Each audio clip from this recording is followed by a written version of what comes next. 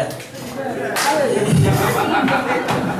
Oke, luar biasa ya. Biar nggak ngantuk ya. Habis makan siang nyanyi, stretching ya. Oke, sebelum acara kita mulai, saya minta tolong untuk Bapak Ibu segera cek handphone masing-masing ya, untuk di silent. Kalau tidak bisa di silent, bisa taruh di belakang ya. Ada Pak Andreas untuk diganti. 5 menit semua akan cek semua sama saya.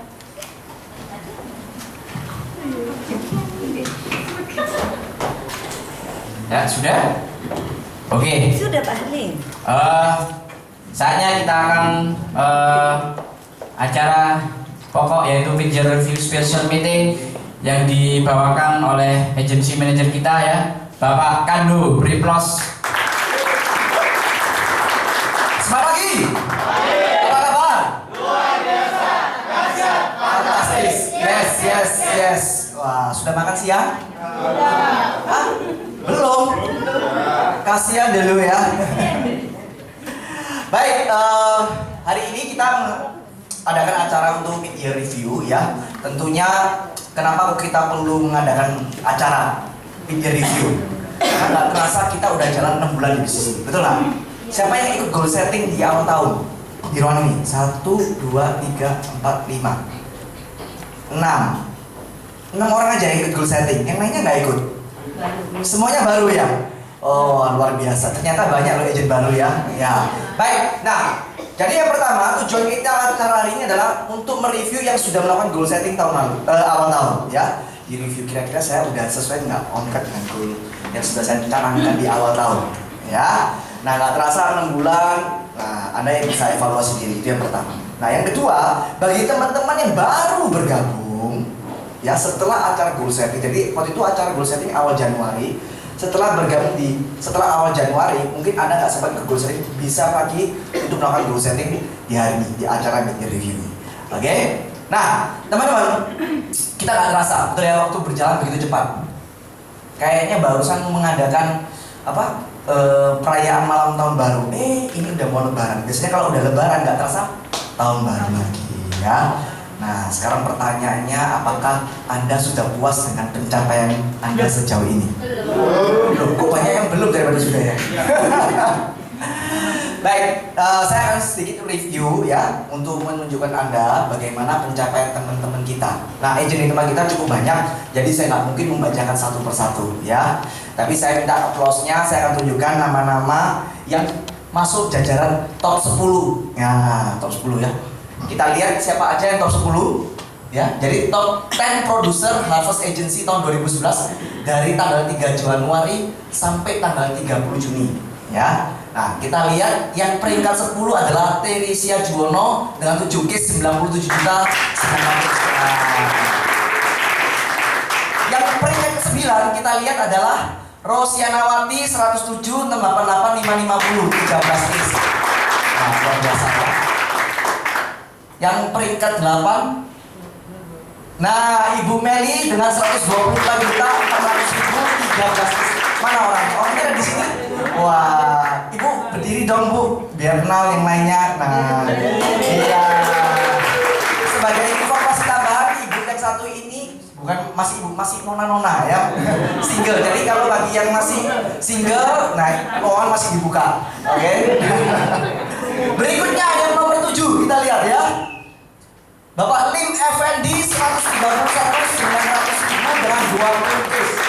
Nah, Pak Lim Effendi ini adalah agent baru ya, baru bergabung mungkin awal tahun ini ya, Tapi dia luar biasa, walaupun masih baru udah mencapai 131. Orangnya mungkin ikut sesi 2 mungkin ya, bukan ikut sesi pertama. Kemudian nomor 6 adalah Bapak Irwan Wijanarto. Nah, orang yang bapaknya heboh ya, 137 juta 100 ribu 18 case. Kemudian yang nomor 5 ya, maksudnya jalan top 5 adalah Ibu Lani Haryanto 143 juta 400 ribu. Nah, sebagai catatan Bapak Ibu, Ibu Lani ini jauh di Bali, jauh dari leadernya ya.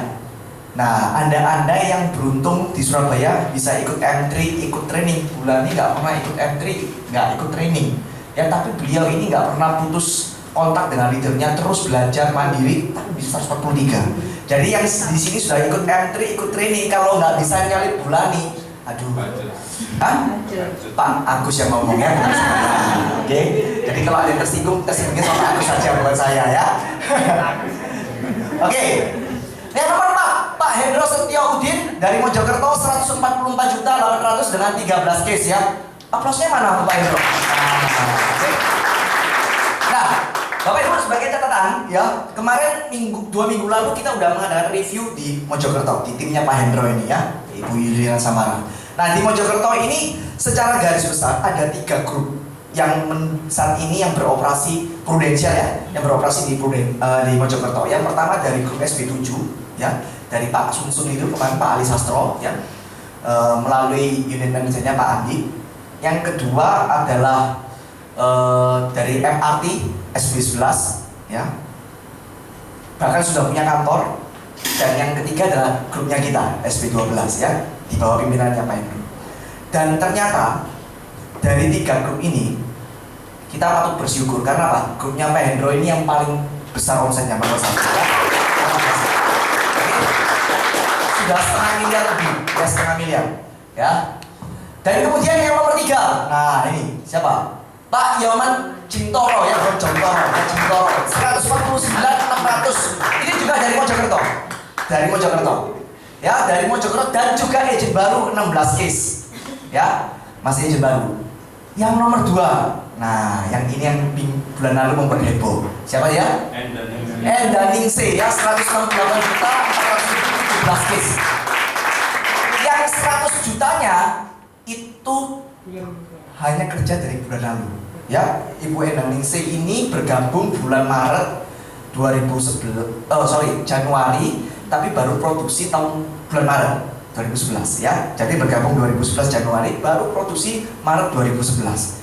Oke, pertamanya ya masih slow ya. Saya yakin pasti menemui kesulitan seperti anda ini. Wah Pak susah closing. Tapi yang luar biasa bulan lalu 100 juta ya, luar biasa. Mau tahu nggak nomor 1 siapa? Kira-kira siapa? Nah, ya Bapak satu ini kayak Bruce Lee ini ya. Bapak 5 ya, 288.526 pieces. Pak, boleh berdiri Pak, dari pandangannya Pak. Nah, mungkin bisa ada belakang Pak. Nah, ya. Oke, teman-teman. Ini sementara ya, belum final, masih sampai bulan Juni. Siapa tahu di sini nanti ada yang mungkin sedikit tersinggung egonya gitu ya. Saya nggak terima Ibu Endaningse bisa 100, saya bertekad bulan Juli saya 200 Pak. Jadi saya langsung menyodok masuk jajaran 10 besar, kalau bisa langsung 3 besar gitu. Ya, siapa tahu. Jadi apapun bisa terjadi dalam waktu setengah tahun ke depan. Ya, dan biasanya yang namanya semester kedua itu kinerjanya lebih gila-gilaan. Ya. Apalagi kalau masuk bulan-bulan yang berakhiran dengan ber ya. Ber ya, September, Oktober, November, Desember. Itu benar-benar nguber semua ya. Itu benar-benar heboh. Nah, jadi artinya apa? Kita tidak pernah tahu yang ke-6 bulan ke depan seperti apa. Dan saya yakin dari antara Anda yang saat ini belum masuk 10 besar, saya yakin di antaranya pasti ada nanti yang bisa nyocok masuk 10 besar. Nah, ini yang 10 besar top 10 ya, top 10. Nah, dan informasi yang kedua saya akan informasikan adalah pemenang AUM kontes yang kemana?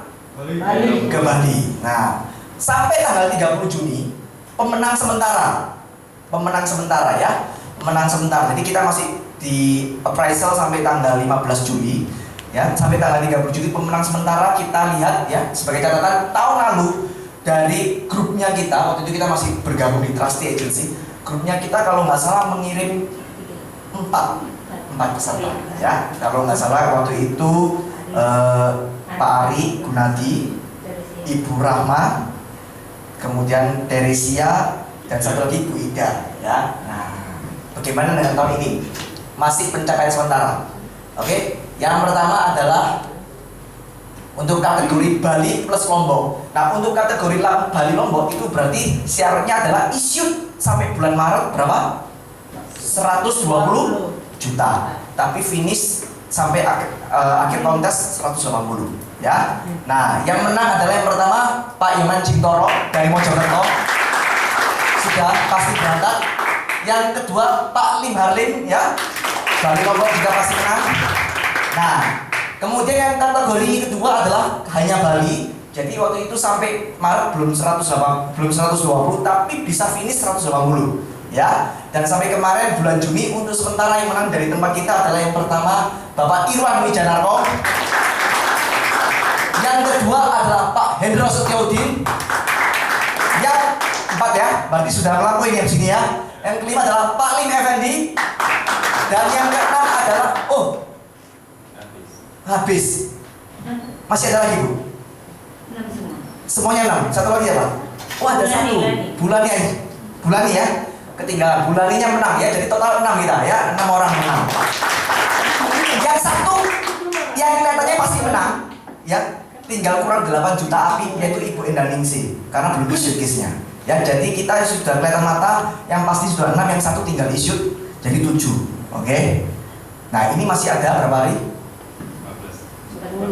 8 hari. Nah, siapa tahu juga ada yang egonya tersinggung, disikat besok sampai langsung 200 juta saja juga nggak tahu ya. Oke, baik teman-teman, ini pencapaian-pencapaian kita ya, dan tidak ada di slide juga. Untuk kategori rookie club, untuk rookie club kita yang sudah berangkat ada 2 orang tahun ini ya, kita yaitu Pak Irwan dan Pak Istino dari Mojokerto. Ya, nah, saya lihat Mojokerto ini luar biasa ya, Mojokerto ini luar biasa. Dari rookie club ada yang ngirim, ada dari IOM Bali juga ada yang Bali Lombok bahkan ya, itu menang ya. Bagaimana dengan Surabaya? Halo Pak Agus, gimana Pak? Iya. Nah, Iya Pak. oke, tentu hari ini kita ingin mendengar sharing ya dari teman kita ya, Pak Lim Harlim. Pengen tahu nggak cara kerjanya Pak Lim Harlim seperti apa? Pengen tahu ya? Kepengen nggak dalam waktu setengah tahun sudah hampir start club? Kepengen tahu nggak cara kerjanya? Kok Mbak semuanya mau ya? Halo? Nah, belum makan? Belum, kasihan dulu ya. Baik, kita kasih aplaus buat Pak Lim Harlim ya. Pak, saya persilakan. Mungkin bisa naik Pak ke panggung. Nah, ya pakai mic Pak. Soalnya mungkin yang belakang ada yang kopong, mungkin takutnya nggak dengar ya. Baik, Pak Lim Harlim mungkin bisa cerita sedikit dulu backgroundnya sebelum gabung di Prudensia ini kerjanya apa Pak? Wira swasta ya. Wira swasta. Kalau boleh sedikit bocoran di bidang apa Pak wira swasta? Sebelum join Persis saya ada 3 pekerjaan. Pertama dekorasi, lalu oli, dan supplier oli Pak ya? Distributor oli, oke. Kemudian sablon, ya. oke. Kemudian apa yang memotivasi Pak Harlim hari ini kok yang sudah punya 3 pekerjaan, kan pasti sibuk ini Pak ya, ngurusi 3 ini pasti kan orang sibuk ya, tapi kok masih mau-maunya join di Prudensia? Kira-kira hal apa yang buat Pak Harlim berpikir untuk join di Prudensia? Pertama beban waktu saya sangat habis di 3 pekerjaan ini. Lalu yang pasti memang pekerjaan saya lagi drop. Dan yang terakhir ada yang mengenalkan saya di pekerjaan ini. Gitu ya. Nah, waktu dikenalkan, yang Pak Harlim melihat peluang di Prudensia itu seperti apa sih yang terbesit dalam pikiran Pak Harlim? Pertama kali kenal ini loh Pak, bisnis Prudensia. Mungkin sama dengan teman-teman, apa saya bisa, pertanyaannya seperti itu. Karena saya tipenya orang yang gengsi, pemalu, dan keras ya. Jadi gengsi, pemalu, dan keras gitu ya. Oke, jadi pertamanya juga ragu Pak ya, apakah pasti, saya bisa? Pasti. Oke. Pak, waktu itu join bulan apa Pak? AJI, lulusan AJI 15 Oktober Oktober 2010. 2010. Ya. Oktober dari tahun lalu. Ya. Oke. Kemudian pertama kali jalan ketika lulus AJI sampai closing itu berapa lama baru closing pertama? 2 bulan lebih 2 hari. 2 bulan lebih 2 hari. Itu isu ya? Isu ya. Isunya Case pertama berapa API Pak? Masih ingat? 750.000, berarti mungkin sekitar API-nya 6 juta. 6 juta API. 6 juta API.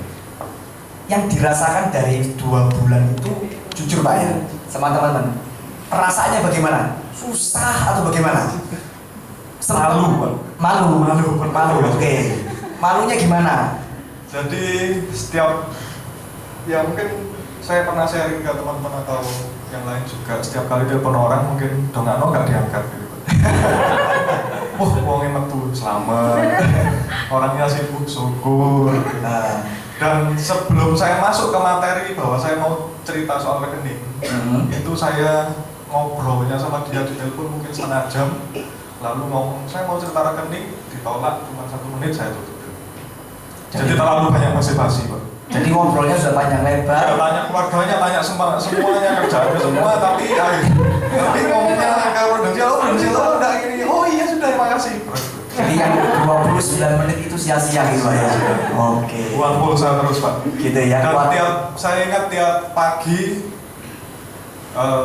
karena saya tidak tahu harus melakukan apa, saya juga masih ragu dan mungkin lain sebagainya. Saya di Trusty, mungkin Bapak pernah lihat rokokan di depan situ. Seperti orang bingung. Ya. Ya. Akhirnya klik. Sampai klik ya. Ya. Itu kliknya itu karena closing pertama atau setelah closing pertama? Belum Pak. Jadi habis klik itu masih kesusahan. Akhirnya Januari saya tekad, saya perbaiki diri. Apa sih yang kurang dari saya? Makanya teman-teman ikut juga training, entry dan lain sebagainya. Kita belajar dari termasuk Pak Anggu yang banyak bimbing saya, leader saya Pak Jali, dan istri saya juga support. Dan puji Tuhan, Tuhan juga berkati saya. Amin. Pak, dari tahun 2010 gabung, finish 2010 API-nya berapa? Boleh tahu? Ya, cuma 1 itu Pak. Cuma 1 itu ya? Ada yang merasa senasib? Saya berjuang. Ya, cuma 1 itu ya? Cuma 1 itu. Oke. Terus Pak, berarti ada nggak sempat berpikir bisnis ini kok susah ya? Nggak semudah atau seindah waktu di BOP atau di presentasi tentang indah-indahnya komisi. Pernah nggak sempat berpikir itu? Kok susah ya ternyata ya? Saya lupa, tapi mungkin pernah, tapi cuma sedikit. Yang saya di pikiran saya bukan bisnis ini susah. Kenapa kok saya nggak bisa? Gitu. Oh gitu, nah ini luar biasa ya. Jadi dia berpikir bukan kenapa bisnis ini susah, tapi mungkin kenapa kok saya nggak bisa? Kenapa kok bisa berpikir seperti itu Pak? Apa memang harusnya ini gampang atau gimana? Atau ada alasan lain? Karena orang-orang yang sukses di sini itu saya banyak kenal, dan dan saya tahu dulunya seperti apa. Saya lihat kok sekarang bisa begitu dan bukan cuma 1 orang. Saya berpikir kalau dia bisa, kenapa saya enggak? Good. Jadi menurut Pak Halim, orang yang sukses di bisnis ini kebetulan banyak yang Pak Halim kenal. Betul. Dan tahu backgroundnya. Seharusnya orang kayak gini aja kok bisa sukses, harusnya saya juga bisa, gitu ya. Berarti dan satu lagi Pak, mungkin saya sharing sedikit, saya juga ditantang seseorang untuk yang memacu saya sampai sekarang ini. Ditantang taruhan, tapi mungkin nggak usah saya sebutkan apa taruhannya. Dan itu kayak nampar saya tiap hari. Dan taruhannya, kalau teman-teman mau tahu siapa yang menang, draw. Mungkin lengkapnya ceritanya mungkin nanti kapan nanti saya sharingkan. Pak. Nah terus 2 bulan Oktober sampai Desember cuma 1 case ya. Nah terus dari Januari sampai Juni kok bisa tiba-tiba fenomenal, bisa hampir 300 juta ini. Apa yang membuat Pak Halim kok tiba-tiba bisa jos gitu? Apa mungkin makanannya dirubah menunya yang tadi mungkin cuma 2 sehat 1 sempurna jadi 5 sehat 4 sempurna atau gimana? Yang pertama saya perbaiki diri itu pasti. Yang kedua ya terus sabar, doa itu yang terutama, dan yang terlebih memang saya sudah putuskan untuk menutup semua usaha saya. Jadi saya kalau nggak dapat case ya saya nggak makan satu keluarga. Jadi sekarang ini full time Pak ya? Full time. Semua ditutup ya Pak ya? Semua ditutup ya? Kasih aplaus dulu ya. Berarti fokus Pak ya? Betul. 100% total buat prudensial ya? Pak, mungkin Pak Halim bisa cerita. Teman-teman, sesuatu yang menarik dari Pak Halim ini adalah begini. Kalau orang closing besar, ya, closing besar. Sesekali itu bagus, itu hebat, ya. Tapi yang saya kenal dari Pak Arif adalah dia itu punya konsisten. Setiap bulan itu paling enggak case-nya itu pasti ada sakitan, ya. 40 juta api, 50 juta api, itu terus seperti itu, ya. Nah, konsisten. Nah, untuk menjaga konsistensi ini kan nggak gampang, betul ya? Ya, ada yang bulan ini closing besar, bulan depan absen nggak closing sama sekali. Nah, ini Pak Arif ini bisa cukup konsisten. Nah, Pak Arif bisa cerita, sebetulnya cara kerjanya itu bagaimana, Pak? Apa memang seperti yang saya katakan menunya diganti, ya, makanannya jadi lebih super, atau bagaimana kok tiba-tiba bisa konsisten terus kinerjanya begitu bagus? Mungkin Pak Arif bisa cerita cara kerjanya bagaimana sehari-hari. Kan Bapak sendiri yang ngajarin. Pastinya Pak Kando yang lebih cerita. Nanti kalau saya ngajarin, nanti kan mungkin mereka pikirnya nggak percaya, biar Bapak aja ya, sebagai sama kasih agent, Pak. Jadi ya sesuai tuntunan leader. Sehari itu minimal saya harus ketemu orang untuk prospek. Sehari saya target memang minimal saya 2, dan itu terus saya lakukan secara konsisten. 2, dan mungkin juga pernah saya sharingkan di LIT. Saya selalu ada plan cadangan. Kalau 2 ini gagal saya temui, saya selalu ada ABC, plan ABC. Paling tidak saya siapkan itu dari pagi atau hari sebelumnya, bahkan minggu sebelumnya sudah saya jadwal semua. Untuk minggu depan itu saya kemana? Saya paling bingung kalau hari Sabtu. Untuk hari Senin saya tidak ada mau kemana, itu saya bingung sudah. Jadi saya selalu siapkan itu. Saya mau ketemu siapa sih? Dan kalau memang tidak bisa saya temui, saya selalu ada cadangan. Pokoknya aktivitas deh, aktivitas itu kuncinya. Dan bahkan akhir-akhir ini mungkin kalau Pak Jali tanya, bro, kamu siang ini mau kemana? Atau bahkan teman-teman yang lain tanya, siang ini ada mau kemana? Mungkin saya tantang balik, loh, kamu mau dicarikan prospekan? Maksudnya mau saya nyari acara, saya bisa nyarikan acara. Jadi saya daftar nama itu selalu saya perbarui terus. Itu yang teman-teman mesti juga. Jadi setiap hari aktivitas, Pak ya? Aktivitas. Setiap hari ketemu orang, Ya. dan daftar nama diperbarui terus. Betul. Nah, teman-teman, ini satu poin yang menarik, ya. Jadi sebetulnya kalau Anda lihat, kenapa kok banyak orang gagal di bisnis ini, ya, atau misalnya dia tidak mengalami progres, karena dia tidak beraktivitas setiap hari. Ya, kalau Pak Haris setiap hari ketemu orang minimal 2, Pak ya. Nah, yang saya temui adalah banyak agent yang mungkin 1 bulan ketemu 2 orang, bukan 1 hari ketemu 2 orang. Nah, kalau 1 bulan ketemu 2 orang, ya mungkin jadi agency manajernya mungkin bukan 5 tahun, 5 abad. Ya. Nah, terus yang kedua, dari statementnya Pak Halim ini menarik adalah daftar nama selalu diperbarui. Nah, banyak agent ngomong begini, Pak, saya ini sebetulnya nggak males, cuma saya ini bingung mau prospek siapa. Betul ya? Nah, kenapa kok bisa terjadi seperti itu? Karena daftar namanya tidak pernah diperbarui. Banyak agent berpikir bahwa kalau buat daftar nama itu hanya tugas seorang agent ketika pertama kali gabung di Prudential. Leadernya suruh buat daftar nama, dia buat daftar nama. Tapi begitu buat daftar nama yang pertama kali, dia tidak pernah lagi untuk mereview atau memperbarui daftar nama yang kedua dan seterusnya. Jadi daftar nama itu bahkan setiap bulan, kalau dia setiap minggu itu terus direview. Daftar nama saya tinggal berapa stoknya. Karena kalau daftar nama kita habis, berarti kita nggak mungkin bisa aktivitas. Ya, jadi kalau dalam siklus penjualan, sales cycle, siklus yang pertama, step pertama adalah membuat daftar nama. Ya, jadi daftar nama itu adalah sebuah kegiatan yang harus kita lakukan secara kontinu, tidak boleh hanya sekali selesai. Ya, oke Pak. Terus Pak, jadi setiap hari prospek Pak ya, setiap hari prospek. Terus kendala di lapangan biasanya apa Pak? Terus cara mengatasinya gimana? Mengenai untuk bisa setiap hari prospek itu, ada nggak? Bapak menemui sering nggak ketemu orang batalkan janji dan sebagainya? Sering banget, batalkan nunggu. Sudah sering Pak, sering. Sering ya? Sering. Tapi ya tetap bersabar, dan justru itu kita harus punya plan cadangan. Kalaupun yang ini nggak bisa temui, kita nggak kecil hati, kita temui yang lain. Jadi kalau misalnya kita janji jam 8 pagi dengan jam 10, dua-dua nggak bisa temui, masuk kita mau habis jam 10 itu tambah sampai malam, kan prospekan nggak bisa seperti itu. Jadi intinya punya plan cadangan. Sering dibatalkan janjinya, tapi begitu batal nggak nganggur Pak ya? Nggak cangkruk Pak ya? Nggak ngopi ya? Tetap aktivitas ya? Tetap aktivitas. Nah, itu kuncinya. Nah, seringkali adalah agent kalau dia batal ngapain?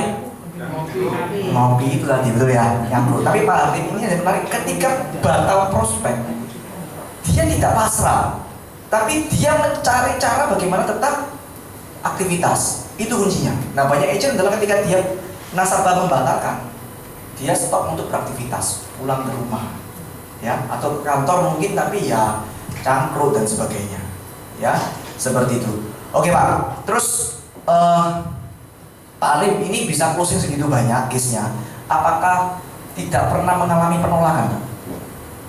Sering. Jadi juga pernah saya sharingkan, case saya mungkin 25 ya sampai Juni. Kalau saya prospeknya mungkin 50 orang, kalau teleponnya mungkin 100 orang, jadi jauh lebih besar daripada itu. Jadi jangan dipikir saya prospek langsung closing, tidak bisa seperti itu teman-teman. Bahkan case saya yang lama, yang terlama sampai sekarang saya baru closing adalah prospekan saya yang pertama dulu bulan November itu baru closing bulan lalu ini. Jadi teman-teman juga kalau ditolak, tidak closing hari ini jangan kecil hati dan jangan dilupakan orang ini. Taruh di buku primbon, buku primbon ya. Daftar nama itu untuk diulangi lagi. Cari kesempatan lain yang tepat dan cari tahu kenapa dia melakukan closing waktu itu dan kita tetap kejar. Oke, Pak. Terus sekarang ini rata-rata Pak, kalau kerja itu sehari sampai jam berapa atau berapa jam lah kerja Pak? Kalau boleh sharing untuk bisa mencapai prestasi seperti ini itu gimana? Kalau saya kurang dari 8 jam saya mengeluh pada diri saya sendiri kok saya hari ini tidak berguna. Tapi kalau saya oke lah, misalnya saya prospek sampai malam hari ini, misalnya sampai jam 2 bahkan jam 2 malam saya pernah dampingi agent juga. Sampai jam 2 pagi Pak ya? 2 pagi. Dampingi agent Pak ya? Dampingi agent. Itu prospek gimana Pak? Apa di kuburan? Oh, luar biasa ini ya loh dari terus Pak. Itu sebenarnya bukan prospek Pak, bantu dia membuatkan proposal karena dia masih part time, dia kerja, dia misalnya malam. Jadi saya terpaksa jam 2 gitu. Itu saya jam 2:04 itu baru buka pagar, saya lihat jam 2:04 saya sampai rumah, saya belum mandi, jadi dari pagi baru mandi sekali, mandi tidur setengah 5. Oke lah, misalnya saya tidur setengah 5, saya bangunnya misalnya molor jam 10, tapi tetap dari jam 10 itu saya ambil waktu, kalau kurang dari 8 jam berarti saya tidak berguna nih. Luar biasa ya. Yang saya dengar malah kalau Pak kok banyak ya hari ini, kok saya kerjanya terlalu banyak 8 jam Pak ya. Nah itu yang sering saya dengar gitu ya, overdosis gitu ya. Kasihan ya. Kadang-kadang saya sering kali banyak orang tuh mengasihani diri. Sama ya, kalau orang banyak, ya kok capek ya. Nah ini. Tapi jadi saya Pak Halim ini nggak pernah mengasihani diri, ya. Pak, kenapa kok sampai berani belani? Ya, bela-belain sampai dampingi agent, ngajari agent sampai jam 2 pagi. Sebetulnya kenapa sih kok sampai segitunya gitu loh? Ya kan? Sebetulnya apa gitu loh motivasinya? Motivasi untuk agent saya Pak, jelas untuk menyukseskan dia. Dan saya dari awal sudah janji untuk menyukseskan dia. Jadi biar bagaimanapun apalagi saya sudah tahu dia ada kendala. Dia sekarang masih part time, dia masih bekerja di orang, masih terikat waktu, dia belum berani keluar, otomatis saya harus pelan-pelan dan saya ngalah untuk gimana caranya dia bisa jalan di sini dan segera tobat untuk masuk ke sini. Saya tunjukkan dulu bahwa saya belani kamu, masuk kamu tidak bisa belani dirimu sendiri. Oke, jadi sebelum kita menerima kita memberi dulu Pak ya. Oke, good ya. Itu prinsip kita dalam hal melayani ya, beri dulu baru menerima. Pak, kalau boleh tahu sekarang agent yang direkrut berapa dan yang sudah produksi berapa orang? Agent ini saya rekrut 9, 10 kalau plus istri saya. Wow, luar biasa ya. Yang sudah produksi 3 plus ini sudah closing, sudah tanda tangan SPAJ, tinggal submit, tapi malah ya itu tadi Pak, malah submit aja lu nggak sempat. Waduh, submit aja nggak sempat ya. Submit itu nggak sempat, jadi pasti tapi sudah tanda tangan di depan saya, sudah SPAJ sudah tanda tangan. Jadi total 4 sudah produksi Pak ya. Oke. Berapa ya, kosnya mana namanya buat tadi? Jadi Pak Hamid ini goalnya apa Pak? Tahun ini kepengennya mencapai apa? Kalau saya waktu M3 awal-awal tahun memang saya bilang mau double Star Club. Itu tetap saya kejar, bukan berarti enggak. Tapi sementara ini Star Club kurang sedikit lagi. Kalau saya sudah Star Club, saya komitmen dulu ke teman-teman saya, rekan-rekan saya untuk ngangkat mereka dulu. Kalau mereka sudah bisa saya lepas, baru saya kejar lagi double Star Club. Karena saya pikiran kalau saya kejar double Star Club terus mereka yang kasihan dan saya egois. Oke. Itu aja. Oke, good. Pak, mungkin ada satu sepatah dua kata pesan buat agent-agent kita supaya yang paling enggak bisa lah meniru atau mungkin gimana supaya bisa sukses seperti Pak Hamid yang paling enggak sejauh ini, gitu Pak, buat teman-teman di sini. Pertama, doa itu kunci saya nomor satu. Doa itu bukan cuma minta, kalau bisa diberi ya ucap syukur. Dua, terus beraktivitas, pantang nyerah. Ketiga, sabar. Keempat, timing itu tepat. Cari timing yang tepat untuk closing. Kelima, konsisten. Oke. Baik, ada pertanyaan sebelum Pak Hamid? Baik, silakan. Pak, ngilangin gengsinya itu tadi kan ada beberapa kategori di diri Bapak, yaitu gak sabaran, gengsi, terus apa ya, pokoknya yang gengsi itu gimana cara menghilangkan? Karena di diri saya juga gengsinya gitu ya. Terus terang karena terdesak, saya sudah lepaskan 3 kerjaan itu. Kalau saya sampai gagal di sini, saya malu. Saya lebih malu lagi daripada gengsi saya bakalnya. Itu yang ada di pikiran saya. Terus terang lagi yang kedua, kuncinya ada di istri saya. Yang saya selalu kasih support. Kalau saya temuin orang yang saya nggak suka atau maksudnya saya nggak terlalu gengsi sama dia, saya suruh dampingi istri saya. Lalu jangan dipikir juga saya pernah mau berkelahi sama Mas Amir. Saya pernah mau berkelahi. Jadi istilahnya sudah saya tantang, jangan dipikir nggak pernah. Tapi itu saya nyesal, saya doa juga kok saya bisa kembali seperti manusia seperti ini dan jangan dicontoh. Tapi orang ini memang kebangetan banget. Bahkan Pak Agus mungkin bisa langsung mukul mungkin. Buang itu salah lagi. Pak Kang yang sabar gini mungkin ampun juga dengan orang ini. Dan saya tersinggungnya karena dia sudah agak kasar dengan istri saya, makanya saya langsung naik. Enggak kan, kadang kita kan datengin orang itu sudah beberapa kali ya, apalagi kalau sudah kenal. Kadang itu kan nongol ya rasanya. Mungkin kenapa ya orang tak datengin terus ya kumat lagi gitu loh. Lu siapa, gue siapa gitu loh. Gengsinya tuh kumat lagi gitu loh. Maksud saya tuh untuk menghilangkan itu, terus terang aja saya tuh ya kayak gitu gitu loh. Seperti orang ngemis gitu maksudnya. Iya. Oh, Nah, iya. terus saya itu pikir lagi, saya ini loh punya suami lapo aku terus ya kadang punya cowok gitu loh. Kadang aku pulang ya dibilang Pak Karmo itu ya duduk ya kayak orang gila juga di pinggir jalan.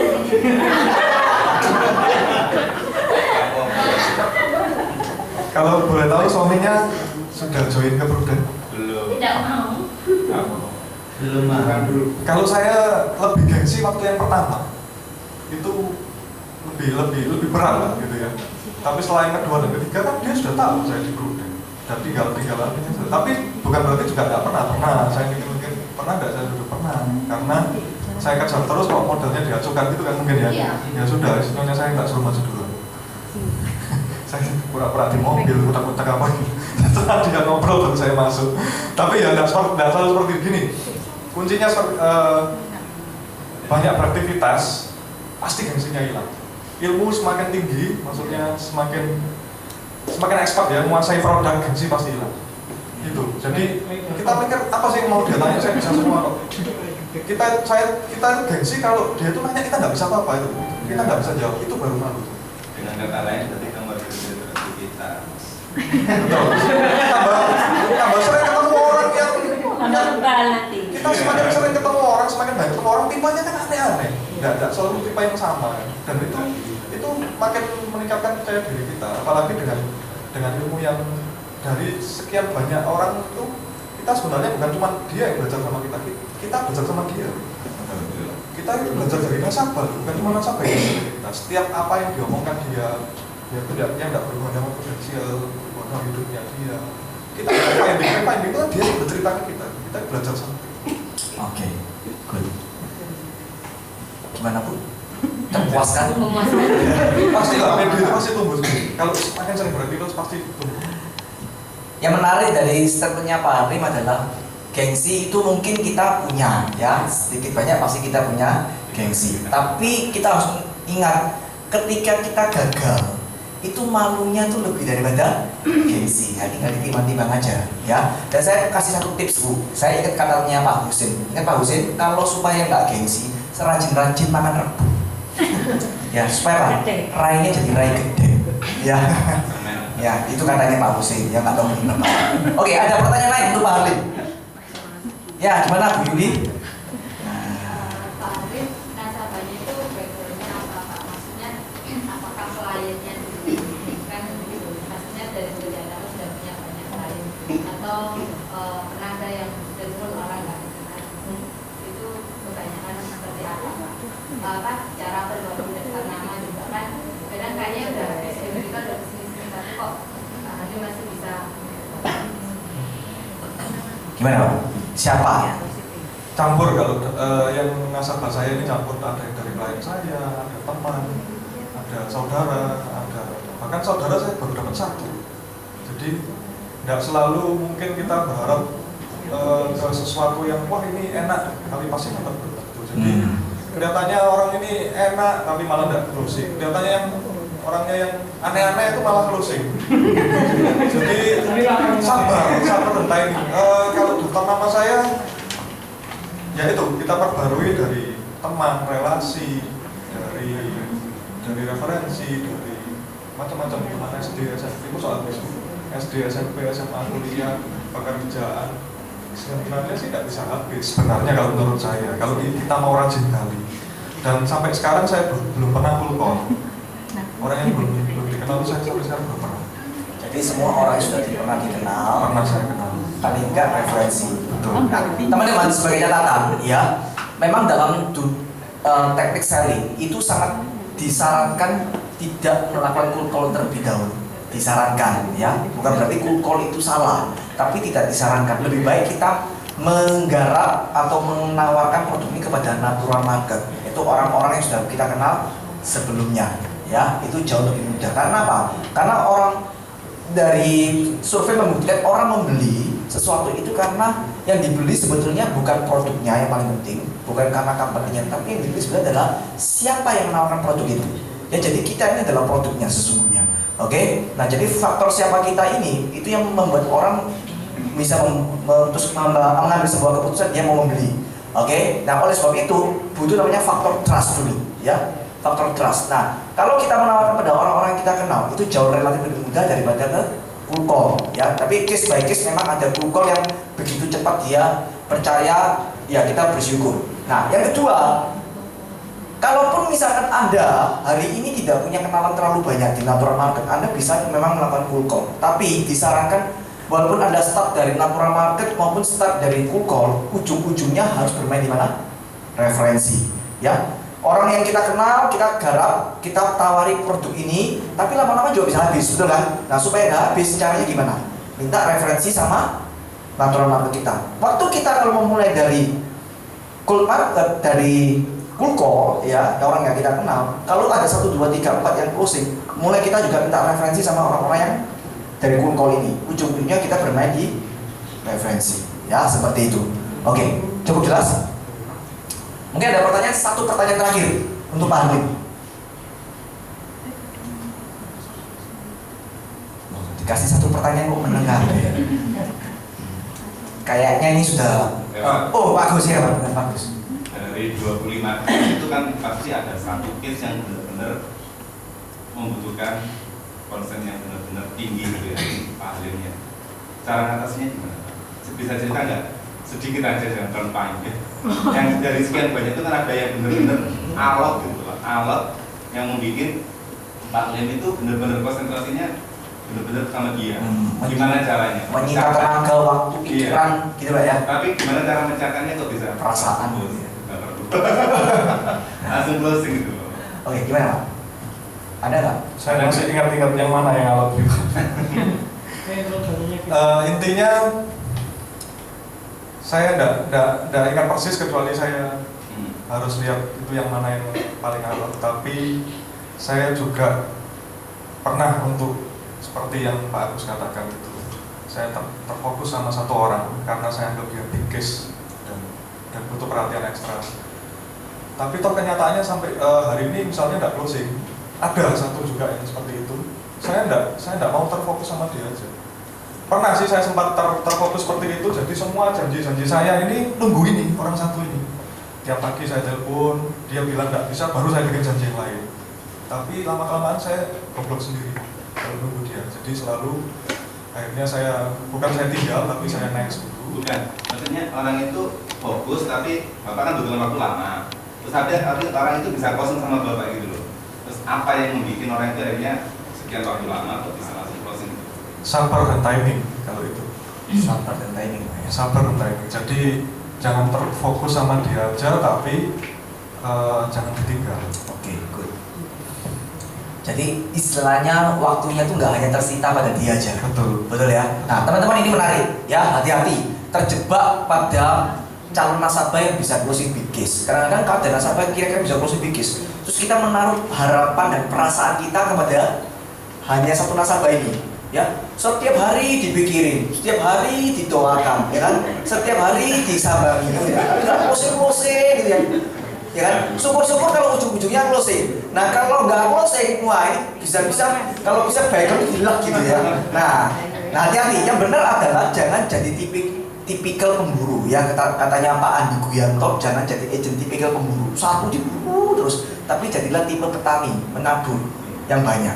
Dari yang tabur yang banyak, dari sekian prospek yang banyak, pasti ada yang closingnya cepat, ada yang closingnya 1 bulan kemudian, ada yang closingnya mungkin 3 bulan kemudian, ada yang closingnya mungkin tahun depan. Tapi juga ada yang pasti closingnya on the spot, betul kan? Kita tidak pernah tahu mana yang closing cepat, mana yang closing lama. Yang penting terus menabur. Dan kata kunci menarik adalah kita cepat menabur, cepat dalam melakukan aktivitas presentasi, tapi sabar dalam follow up. Betul Pak ya? Betul. Nah itu kuncinya.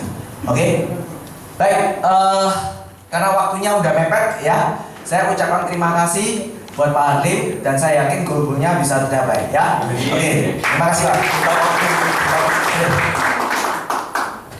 Di samping saya berterima kasih yang pertama sama Tuhan, kedua juga Pak Ganu yang bimbing saya, dan ketiga Pak Jali. Jadi dari Pak Ganu dan Pak Jali saya belajar banyak, terutama kalau dari Pak Jali juga tentang kaloknya dia, kesabaran dia. Kalau saya berangasan enggak ketemu leader seperti Pak Jali, mungkin ya itu setiap nasabah saya tantang berkelahi. Oke Pak, sukses Pak ya. Oke, siapa yang di sini kepengin paling enggak ya yang nyaman dengan Pak Harlim? Ada? Oh enggak ada, soalnya semuanya mau salib Pak Harlim. Oke. Baik, teman-teman, saya akan lanjut gini ya. Bagaimana kita bisa memenangkan strategi 6 bulan ke depan? Itu bagaimana supaya kita dalam waktu 6 bulan ke depan kita bisa menjadi seorang yang paling enggak goal-goal kita bisa tercapai. Ya, apa yang Anda inginkan, harapan-harapan Anda ketika join di Prudential itu bisa tercapai. Ya, saya akan mulai dengan satu kisah. Ya, David of Michelangelo. Siapa tahu namanya Michelangelo? Tahu siapa Michelangelo? Michelangelo ini adalah seorang seniman dari Italia. Ya, dia seorang seniman yang sangat terkenal, tentunya di zaman dulu, yang berasal dari Italia. Dan salah satu karya maestro dari Michelangelo ini adalah patung ini, ya, patung David. David ini adalah salah satu tokoh, kalau dalam kepercayaan saya, ya, Kristen, tokoh David atau kita kenal dengan Daud. Nah, ya, kita tahu Daud mungkin kenal. Nah, ini adalah karya maestro, ya. Bahkan patung ini sekarang berada di salah satu museum di kota Florence, ya. Dan museum itu khusus dibangun untuk ya ini menjaga, untuk menempatkan patung David ini, ya. Ini sedikit saya sensor nggak terus ke bawah, ya. Nanti kalau saya ke bawah nanti ini acaranya nggak konsen. Ya. Oke. Nah, teman-teman, ada kisah yang menarik. Waktu bagaimana si Michelangelo ini membuat patung David ini. Oke, nah suatu saat ceritanya begini. Michelangelo mendapatkan satu pemesanan, ya. Ada satu request dari salah satu keluarga yang terkaya, yang sangat terkenal pada saat itu, pada zaman itu, yaitu namanya Medicis. Ya, Medicis ini adalah satu kali, mungkin kalau sekarang seperti konglomerat, ya. Dan Medicis ini hidup di kota Florence dan dia ingin membuat sebuah patung yang akan ditaruh di alun-alun kota Florence tersebut. Dan di saat itu adalah seniman yang paling terkenal, pemahat yang paling top adalah Michelangelo. Dan dia mau, Michelangelo, tolong saya buatkan sebuah patung yang sangat-sangat luar biasa untuk saya taruh di tengah-tengah kota Florence ini. Nah, buat Michelangelo, ketika dia dapat order seperti itu adalah sebuah kehormatan buat dia. Ini sebuah kehormatan buat dia. Kenapa? Nggak main-main. Ya, dia nggak mungkin bisa menolak permintaan ini, karena orang yang meminta ini adalah orang-orang, ini orang penting sekali, gitu ya. Dan dia nggak mungkin menolak, dan ini sebuah kehormatan buat dia. Oke? Dan Michelangelo mulai mencari ide, kira-kira dia akan membuat patung apa, ya. Dan dia mulai mencari kira-kira bahan baku yang cocok untuk membuat patung buat keluarga Medicis ini apa, ya. Dan dia butuh 2 tahun untuk mencari ide, ya, dan untuk menemukan bahan baku tersebut. Bayangkan, 2 tahun belum melakukan apa, 2 tahun hanya berpikir mau buat patung apa, dan dia terbesit untuk membuat patung David ini, patung tokoh Daud ini. Tapi dia belum menemukan batunya. Nah, suatu saat ketika Michelangelo ini berjalan di sebuah jalan, ya, salah satu jalan di kota Florence, di samping jalan itu adalah semak belukar, dan di sana ada sebongkah batu kualam. Sebetulnya Michelangelo sudah sering sekali melewati jalan itu, ya, dia sudah bolak-balik jalan, tapi dia tidak pernah memperhatikan batu tersebut. Dan batu kualam ini pun sudah lama dibawa oleh orang dari pegunungan untuk ditaruh di sana, tetapi tidak pernah diapa-apakan oleh orang-orang. Ya, jadi dibiarkan begitu, tidak ada orang memperhatikan batu tersebut. Batu ini tertutup dengan semak belukar dan tertindih dengan beberapa, ya, mungkin ranting-ranting kayu seperti itu. Oke, tapi kali ini Michelangelo ketika dia menatap, mungkin secara tidak sengaja melihat batu itu, kemudian dia berhenti sejenak. Ketika dia berhenti sejenak, dia melihat bongkahan batu kualam tersebut. Dia mendekat dan dia menatap lebih seksama, lebih serius melihat, sehingga pada saat itu dia melihat ada satu bayangan patung David di batu kualam tersebut. Dan dia bisa melihat dengan sempurna sosok David di batu kualam tersebut. Dan yang dia lakukan apa? Dia langsung menyuruh kru-krunya dia untuk mengangkut batu tersebut yang sebelumnya tidak pernah diapa-apakan, tidak pernah diperhatikan, untuk dibawa ke studionya. Dan dia mulai menggarap dengan kemampuan terbaiknya. Dia mulai memahat pelan-pelan, dipahat, dan butuh 2 tahun dia untuk menyelesaikan patung tersebut. Nah, singkat cerita teman-teman, ketika patung ini akan diresmikan, ya, tentunya biasanya kalau peresmian ditutup dulu dengan helai kain, gitu ya, ditutup. Semua warga kota Florence berkumpul dan mereka penasaran seperti apa karya Michelangelo ini, ya, karena Michelangelo ini sangat terkenal dan menurut desas-desus bahwa ini adalah karya yang paling terbaik dari Michelangelo. Oke, ketika itu semua warga berkumpul dan pada harinya ketika kain itu diangkat, dilepaskan, dan tampak patung David ini, semua orang bertejak kagum karena tidak pernah ada patung yang pernah dipahat oleh Michelangelo seindah patung David. Semua heboh, ya, semua kasih aplaus, semua bertejak kagum, ya. Nah, ketika ada orang yang menghampiri Michelangelo, dia tanya sama Michelangelo, Michael, gitu, bagaimana caranya kamu bisa membuat patung seindah ini? Ya, bagaimana caranya Anda bisa membuat patung seindah ini? Yang pertama, dia katakan, saya bisa membuat patung seindah ini karena ketika saya lihat bongkahan batu kualam itu, saya dapat melihat, membayangkan dan melihat dengan sempurna ada sosok David di batu kualam. Yang pertama. Dan yang kedua, tugas saya hanyalah membuang bagian-bagian dari batu kualam itu yang bukan apa-apa dari patung David. Hanya 2 kata itu. Nah, teman-teman, jadi ini adalah sebuah mahakarya. Dan cerita patung David ini sebetulnya, kalau boleh saya analogikan, sama dengan kehidupan kita, ya. Anda adalah sebuah mahakarya seperti layaknya diilustrasikan patung David. Jadi kita ini, teman-teman, sebetulnya kita ini adalah sebuah masterpiece ciptaan Tuhan. Anda percaya itu? Dan setiap dari kita ini adalah spesial. Tidak ada orang yang diciptakan lebih tidak spesial daripada yang lain. Tidak ada yang namanya, oh, Pak Agus ini lebih spesial daripada Bu Elisa. Bu Elisa lebih spesial dari Pak Kusno Maji. No, semua ini spesial. Kenapa karena spesial? Karena semua ini tidak pernah dicetak massal seperti pabrik. Jadi ada gambarannya Pak Agus tidak ada. Semua ini unik. Orang mirip itu ada, tapi orang yang sama persis dengan Pak Agus, Pak Gede itu tidak akan pernah ada. Anda setuju? Jadi sebetulnya kita ini adalah sebuah mahakarya yang sangat spesial. Dan kita ini seperti Pak David. Hanya saja diri kita ini seperti bongkahan batu yang masih ada batu polam-polam yang melekat dalam diri kita. Oke? Batu polam itu berbicara mengenai apa sih? Batu polam itu berbicara mengenai pola pikir kita yang sempit, rasa pesimis dalam diri kita, punya rasa